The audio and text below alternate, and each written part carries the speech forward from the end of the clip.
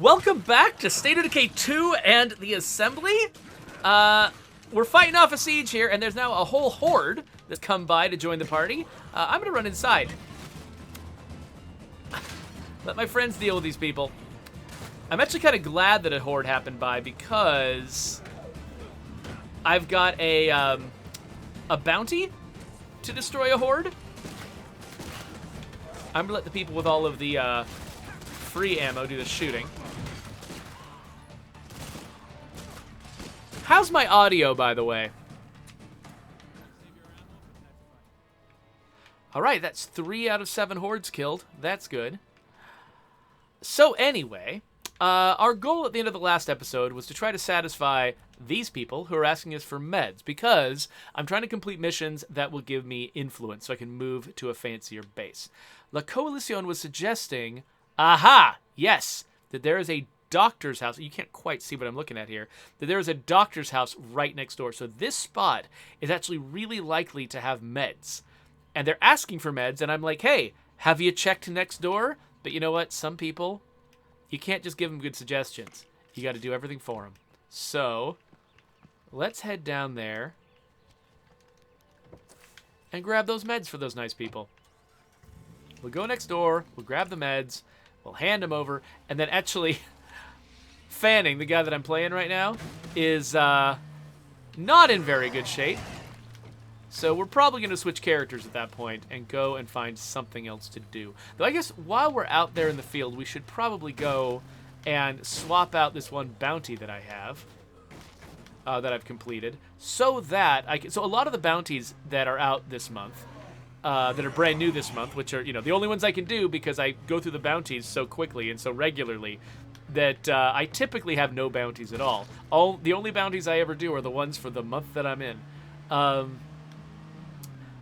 A bunch of them are weapon specific, which means that I actually should choose the bounty and then choose a character who, or outfit a character to match the bounty. So right before switching characters is a really good time for me to go see cash.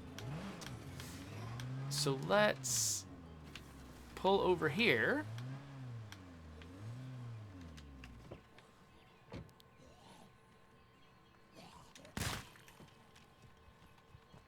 Fanning just doesn't believe in melee combat. He just really likes shooting zombies. So what do you bet the meds are not in the fridge? I'm working on it, Weekday Warriors. Have some patience. You know what? Zombies were attacking my base. It was a big deal. Just chill for a sec. Here we are. Bathroom cabinet. There we are. Meds. Okay. Sweet.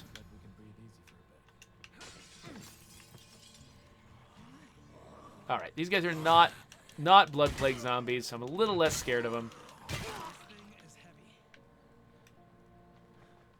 All right. So running like this is actually making my max stamina decrease faster, but that's okay. I know I'm going to take this guy home anyway. Oh, hey, what are you carrying, Rasp?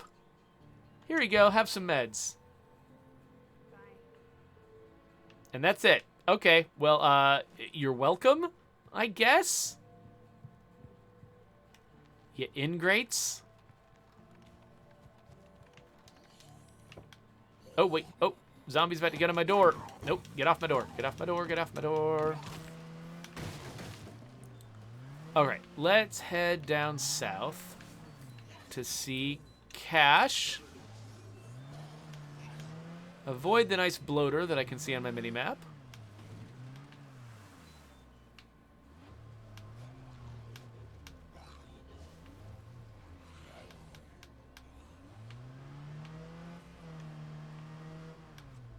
Okay, so La Coalition is addressing a question that came up a while back on a previous stream. He said that somebody was asking about adding military outfits to the game. And I said, there already are military outfits in the game. There are recruitable military characters. There are, you know, the tactical outfits in the closet. And Coalition is making the point that we don't have any, we don't have what he would consider to be full outfits. So we've got, you know, the stuff that you can wear on your body, and they've got the stuff that you can wear on your head, but they aren't matched sets.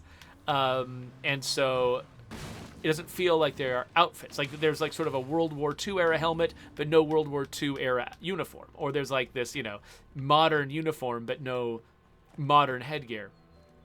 For me, I kind of don't feel like that's a negative in the setting we're talking about. I mean, because this is, you know, post-apocalyptic. Here, let's go plague zombies with blades. Why not?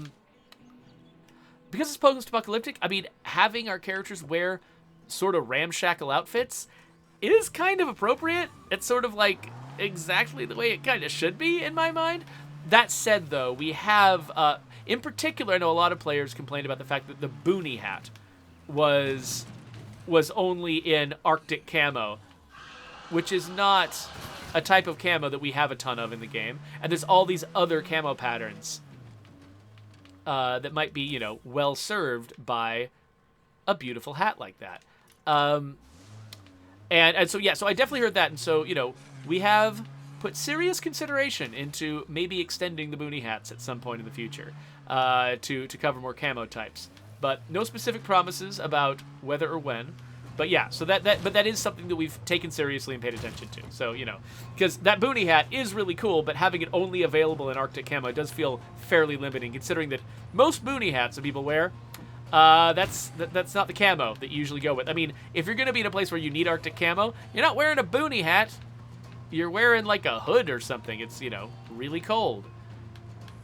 Boonie hats are way more often, you know, maybe you want like jungle or forest camo for those suckers. Or, you know, they give you some nice shade in your face. Maybe you want desert camo or, you know, khaki.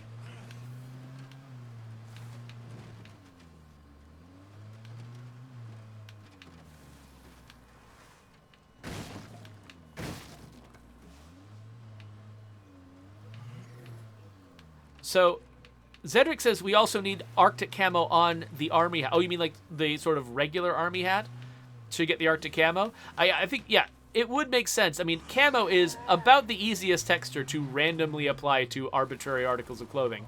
There's a lot less matching up you have to do because it's supposed to be a kind of you know, an outline breaking, surprising pattern. One that doesn't line up with the outlines of your body. And so, you know, it's not that hard to apply camo to things. So that's a reasonable request. I'll say that. So Zedric points out that the army hat and the tactical uniform actually do go together really well. Yeah, so I think the army hat is a very particular type of hat that I think maybe some people just, that's not the kind of hat they have in mind when they want to dress up their military characters. But yeah, you are right that I think that one, those two do line up a lot better in terms of like what colors are offered and how well they go together. What have I done?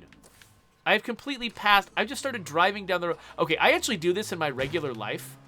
I just start driving on a road, and I just follow that road, like that road is taking me somewhere. It's almost like, you know how, like, you know, if you're the passenger in a vehicle, you don't have to think about where you're going because the driver is taking you somewhere, and you've already agreed with them where they're taking you. And, you know, and so you don't have to think about where you're going, which means it's actually sometimes difficult to tell where you've gone and get back if you need to, if you've been...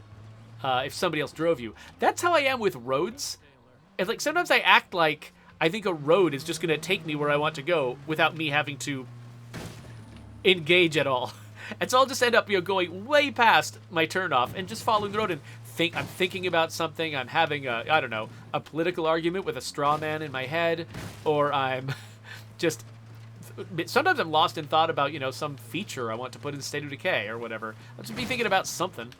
And ooh. Okay.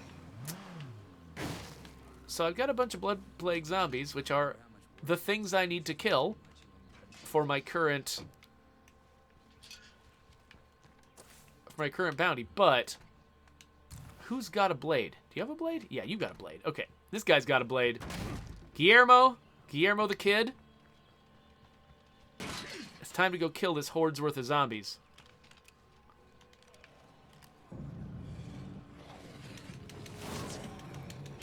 I'm going to get Guillermo sick just fighting these random zombies right outside the door.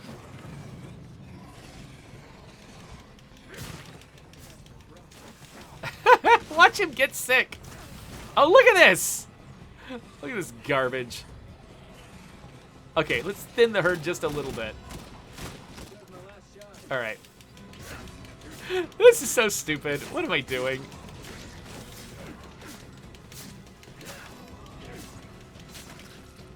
Now, am I... Oh, Guillermo actually needs to level up all of his skills. Hold on a second. He's wasting a ton of effort right now. He could be getting experience for a bunch of skills. Ooh. I actually would really like to have another marathon guy. Even though Powerhouse is nice and all. Let me think about this. What are my options with fighting? Endurance and striking. Okay, so, So I could just go. I mean, I like Guillermo a lot. And so as much as like I like to go with the golden skills because I feel special and rarer, I think I might just go with the dirt simple ones. The basic ones. Gunslinging, though. Definitely giving him gunslinging. But yeah, I think I'm going to go with the basic stuff. The stuff that's just really versatile. Ooh! Prepper Ant? Absolutely. Bruno? Yes. Let's go talk about Bruno's Prepper Ant. Okay, so Bruno. Okay, let's not carry a Guandao anymore. Actually, what are your skills? Ooh, fighting, striking again. What about cardio, acrobatics? Not really. Nope. Let's go boring with Bruno as well. Keep him nice and versatile so that I can give him a blade and not feel like I'm wasting him. You know, he'll have a blade so we can fight zombies with blades, and then what else? Let's give him some cheap meds, some snacks. He does have a shotgun, which means that if I pick up that kill bloaters with shotguns bounty after I complete one of these existing bounties, that'll be worthwhile. He's got assault, so he's not going to be getting as many headshots. How are we on gas? Oh, we need another gas can. Let's make ourselves a gas can. And then before we head out, I'm going to try to catch up with the chat a little bit because I'm sure I've fallen way behind. So before we forget, let's gas up the car.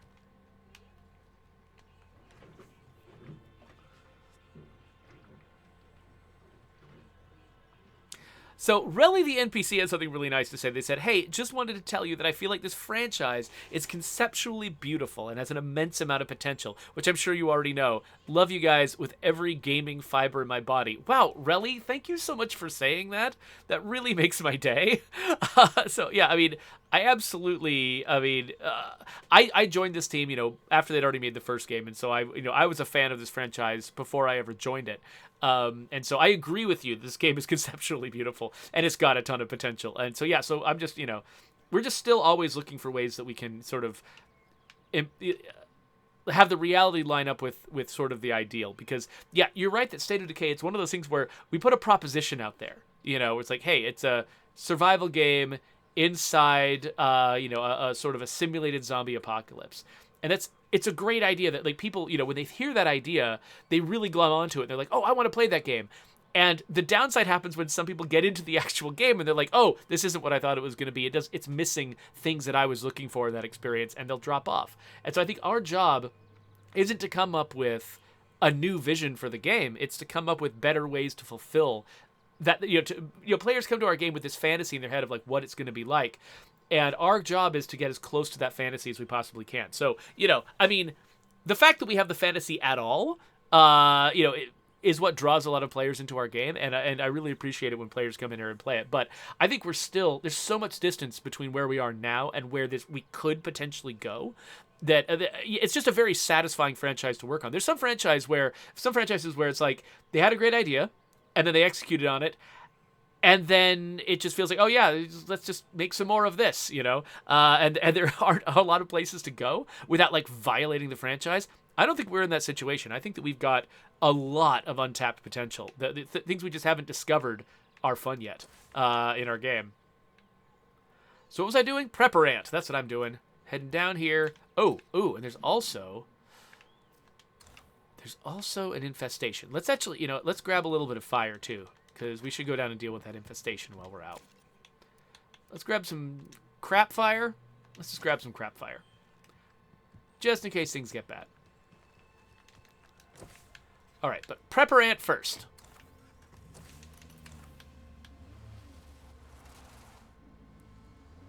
Oh, so La Coalición asks, why are some of the skills golden? Because I was discussing earlier that when I was making sort of specialization decisions for my character, some of the skills are gray and some of the skills are gold. And why is that? So in the very first version of our character system, we had a really clear distinction between common specializations for skills and rare specializations. And the idea was everyone has access to the common specializations, but the rare specializations are only for special people. And so if you had a certain skill that would grant you that specialization, or if you had, a certain trait that would grant you that specialization, then you could get it, but otherwise you couldn't. And so a lot of our skills, actually the skills that say on them affects, I keep saying the wrong words. The traits, that when you look at the trait, it says affects skills on it. A lot of the time what it's doing is unlocking rare specializations. It's saying, oh, this character can get gunslinging because of their gun experience, but other characters can't. The problem was our rare specializations were too rare. They weren't really worthwhile, even having in the game, because it was so uncommon to get a character who had that skill. And then when you did, it wasn't a choice anymore. You felt like, well, I'm obligated to choose this skill because it's like, I might never run into this specialization again. Of course I have to choose it. So it was either frustratingly rare or it undermined your ability to make strategic choices because the choices were always obvious. And so it just wasn't very fun.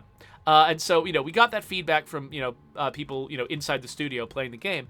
And so then we decided to change it so that all of those rare specializations are actually much more common. If a character doesn't have a rare specialization in a given skill, we typically just apply one to them, just sort of without giving them any specific traits or anything like that. We just say, oh, and also this character can be a gunslinger, and we just kind of throw it in there, which makes it a much less frustrating to deal with. The problem is a lot of our UI was built up around the idea that we needed to highlight the rare ones and make them really distinct from the common ones.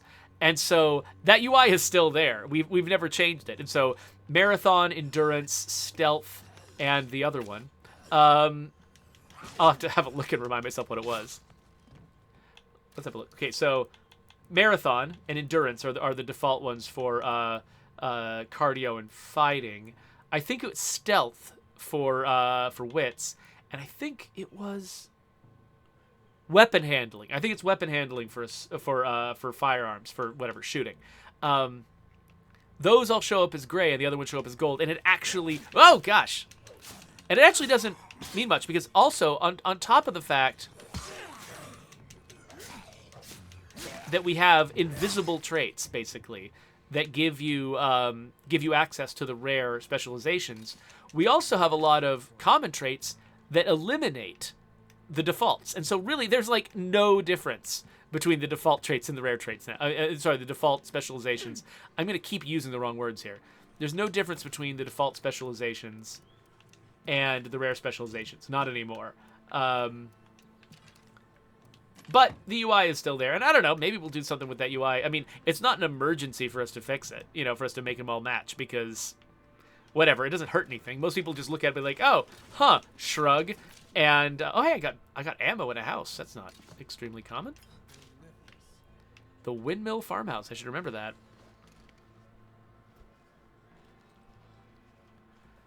So, anyway, so that's how that works. Oh, I should grab this note, and then immediately drop it again, because who gives a crap?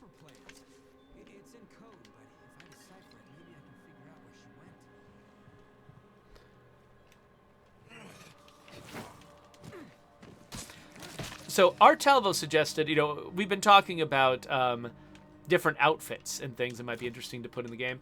Artalvo suggests that outfits tied to the legacies and to the leader types might be worthwhile. Yeah, so I agree with you. I think that would be great. That's actually one of my favorite. Like, if we did go back and start expanding the outfit system again, that's one of the first things I would want to do is add outfits that are evocative of the leader types. Whether we actually restrict them so that, like, only a leader of that type can put on that outfit, which would be a new feature and a lot of work to make something less flexible, so we probably wouldn't do it.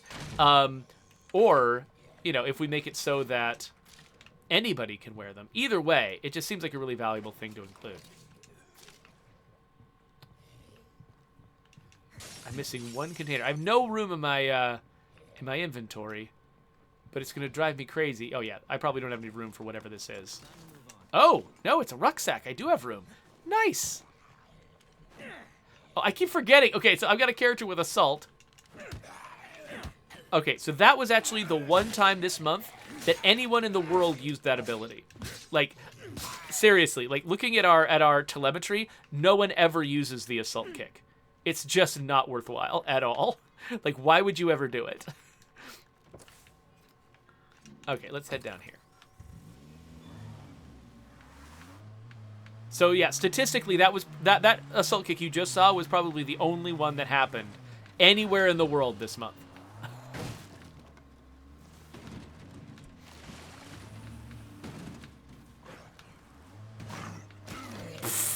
Okay, killing a feral with a car is hard. I put no effort into that. That didn't count at all. I almost wish that I'd had a bounty that would have counted for, just because I do it so infrequently.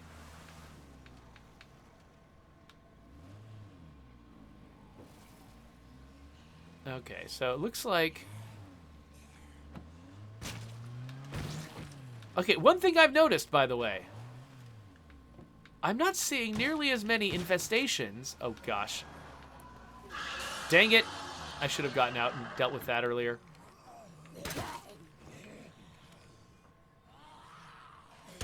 Wow, it's harder to shoot at screamers without gunslinging.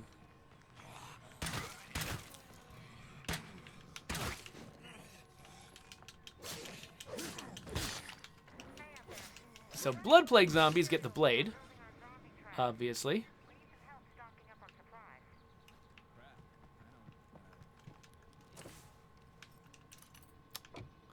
While I'm out here, I might as well head over... Get off my door. I might as well head over towards a plague heart and kill the rest of these plague zombies that will satisfy this bounty, so I can switch it out for something else.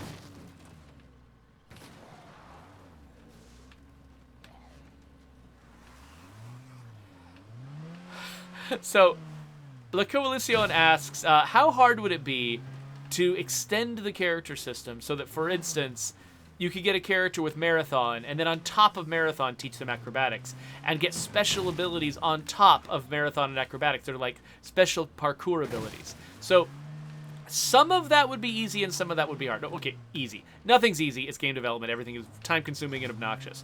But some of that would be plausible as a thing we could do, and some of it would not. Giving the player the ability to add multiple specializations. The main cost of that would be how to show it in the UI, right? Like how to show, because we've built our UI around the idea that each player has got only 5 skills, like exactly 5 skills. And let's see here. And we don't have spaces that are designed to show them having multiple skills in the same slot. You'll notice that, each of my skills has got the same icon as each of my specializations has got the same icon as the core skill that it was originally based on. And that's intentional. We basically want to make sure that players always have, an athletic skill, an intelligence skill, a melee skill, and a range skill. And so you always know where to look. You always know exactly where your gunslinging skill is. You like, it's never on top. It's always the fourth one on the list, and that's really, really consistent because we just got this really consistent pattern that we've built. And so that's very intentional. And so violating that would mean sort of rethinking all of that UI. But we do have people with that skill set on the team. If we decided that was worthwhile, we could do it. But the last thing you suggested, which is, combining 2 skills to get entirely new verbs out of the character, where they're a parkour character now who can do things that no one could do before. that would involve like adding animations and new behaviors to the game, which we are not currently staffed up for. And also, that, I mean, resource-wise, that's got a very different cost. We've got, pretty hard limits on how big our characters can be and how many animations they can have. And so we'd be running up against different costs if we tried to implement something like that. And also just, it takes some, iteration and attention to try to get a user experience right. It takes even more to try to get a moment-to-moment experience feeling right. So adding a brand new moment-to-moment verb to the game is daunting, because there's just so many little tiny hair's breadth things that you could get wrong, that you'd have to get right, before you could really ship it. So that'd be pretty intimidating for us. But it's a good idea. I mean, I do like the idea of having, you're sort of zeroing in on an important consideration, which is the fact that a lot of players play this game for a very long time. They'll play with the same characters for a very, very long time.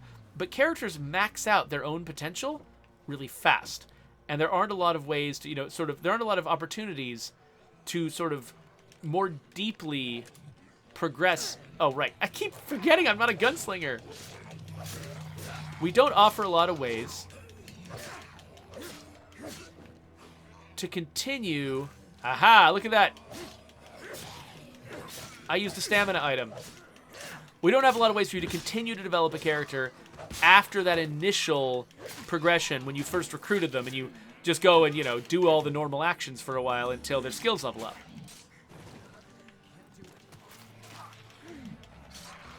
Oh my gosh, what? What the heck? What was that? That came out of nowhere.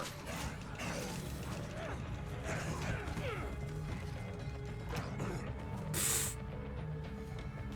Go the heck away. Crap. Alright, well, whatever. That is not how that should have gone. Okay, I'm gonna heal this character. All I wanted to do was talk to Cash, you jerk zombie. Okay. And now I've lost the one door that I can open, which sucks. Nope, nope, nope, nope, nope, nope, nope. Getting out, getting out. Oh, great. That was not what I meant to do. Frack. Frack. Remember that time I said it's time to get Bruno killed? That might literally happen this time. We're gonna lose. We freaking lost Bruno.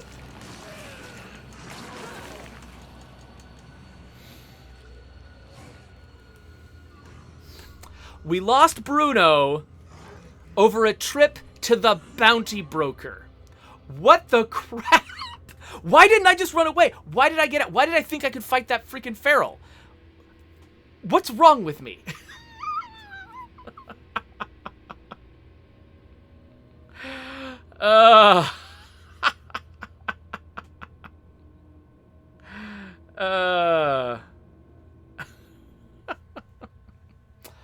All right. Well, I guess we're going back to get his stuff. How's this guy equipped? Myron, he's got his giant hammer. So let's give him this.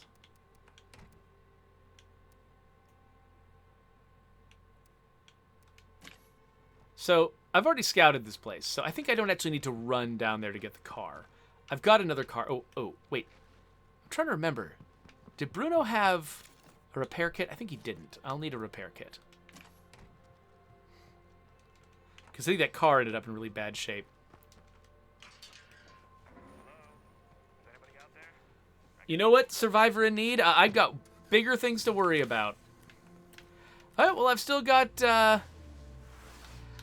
cash marked, so that's nice. Anyway, so Cogs was suggesting, wait, you're not staffed up for adding new behaviors for characters? What about your extra studios that have got animators being hired at them and stuff? I think, Cogs, you might not have gotten all of the implications of why we hired those studios. but it doesn't necessarily indicate that we were planning to add a bunch of animations to State of Decay 2. So, all right. Well, I thought I was about to be done with this episode. I guess it's not going to take that much longer to just drive down here, switch cars, search the body, and of course, probably have to kill that feral. I don't know how sneaky I can be. I'm going to try to leave my car up here and go in quiet, so I can at least shoot that feral before it notices me.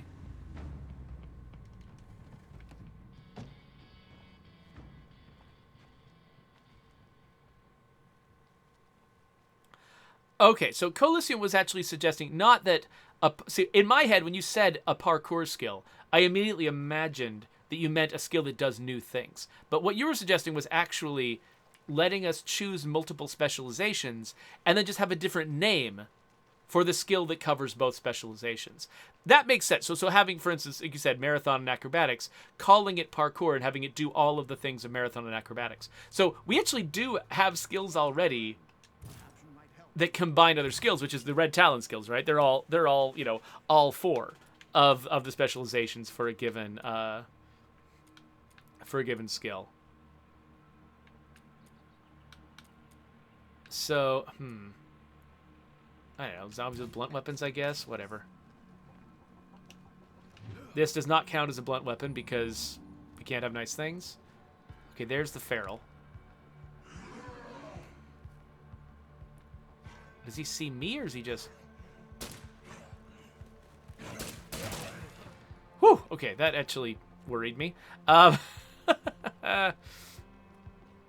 yeah, that actually is... So that definitely puts that request much more into the reasonable category, Coalition. It would still be new code, though, to be able to sort of show the player what's going on when they made that decision. And stuff like that. All right, I'm going to have to come back later on and get the rest of his stuff.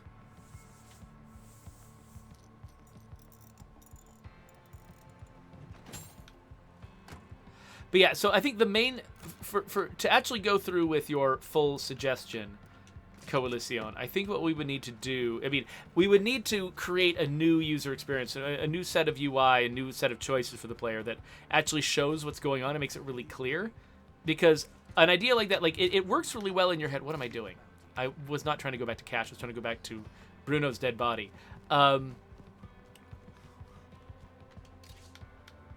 Let's see here. So he's got... I guess I want this. I can come back for more stuff next time I go see Cash.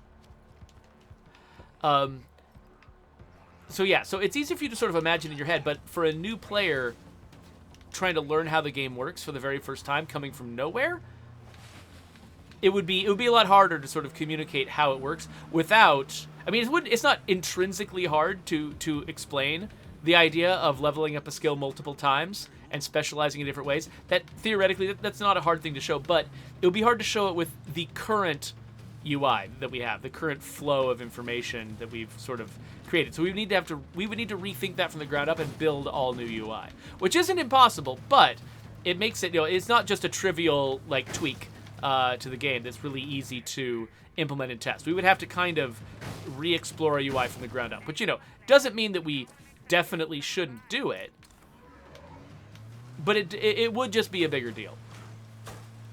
Oh, gosh. Okay, so many freaking zombies. All right, so we should probably wrap up this episode. So let's get back home. Where are we? We're just in the wrong place entirely. Let's get back home.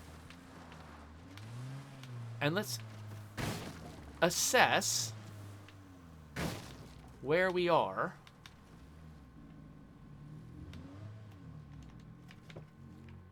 When it comes to our goals. So let's drop off our stuff. Drop. Oh, I didn't mean to drop. I hate this feature so much! Oh, I wish I made a bigger stink out of this when we were implementing it. We were like, oh, here's a clever idea. Let's just, the only thing anyone is ever going to want to do is just empty everything from their trunk into their supply locker. I'm like, really? Are you sure about that? You sure that's what they're the only thing they're ever going to want to do? Yeah, let's make it so the cursor just jumps around on that grid so they can just hammer the A button and put everything away. I really should have said more about that because it's the most obnoxious thing that I deal with every single time. All right. Anyway. Oh, hi there, Crowley. Hey there, Hikari. Thanks for joining us. Oh, Hikari's been here for a while, actually. I just missed everything that they said. Sorry about that. Okay, so I have got, you can see up here, 3,410 influence. I am almost there. I have almost enough influence to achieve what I want to achieve. So next episode, I think, might be the episode where we're actually moving in to Whitney Field.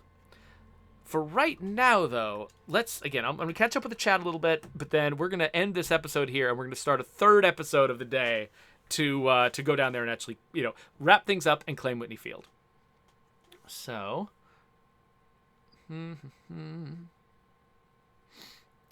So Coalition says, I would love for more of the Spanish-speaking community's ideas to become real, like the things that Coalition has been suggesting. Yeah, I promise, it's not that we're ignoring the Spanish-speaking community in specifically. It's that there's only a very tiny window for us to push new features into the game, and we can only do a few things. And so we are doing a lot of things that players, like a lot of the things we do are motivated by hearing from players that they want them. But there's so few of them that we can do at any given time that most of the ideas people suggest aren't going to get done. Not because we're ignoring them or dismissing them or anything like that, but just because there's just a limit to how much we can do. Even a feature that sounds fairly small, in order to put it into a out there released public professional game, you really have to put them through the paces and put a lot of work into making sure that they're right. And so I'm sorry for anyone who's put a lot of passion and effort into adding things to the wish list and hoping that they get made. We would love to do tons more of your requests than we've actually done, and it's just time and resources. It takes a while to make a new feature and to make it good enough to ship. So yeah, but I gotta say, I do pay attention to the wish list. I have been, catching all of these requests, and well, not all of them. I see the top ones, things that don't go into, that don't make it into State of Decay 2.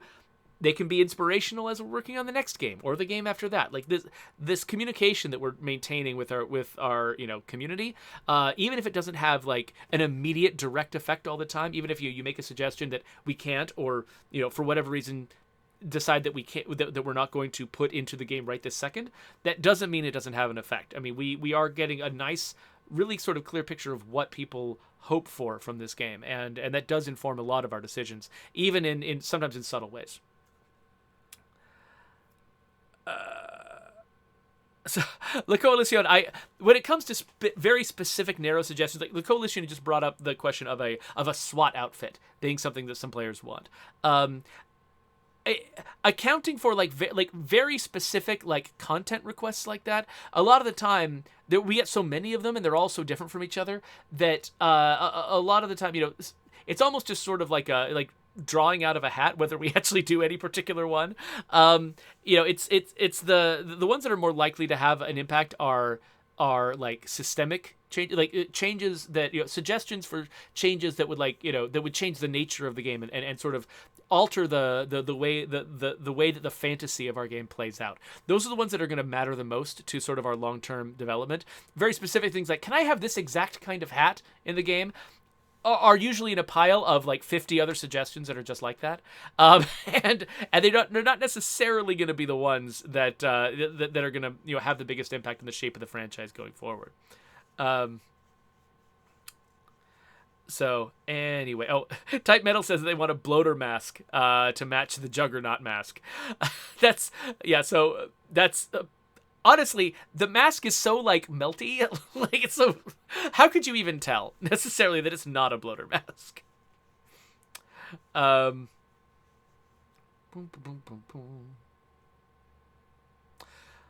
Anyway, okay, so let's wrap up this video. So there's a subscribe button, and here's a link to the next video that I'm about to make right now, where we hopefully are going to move into Whitney Field.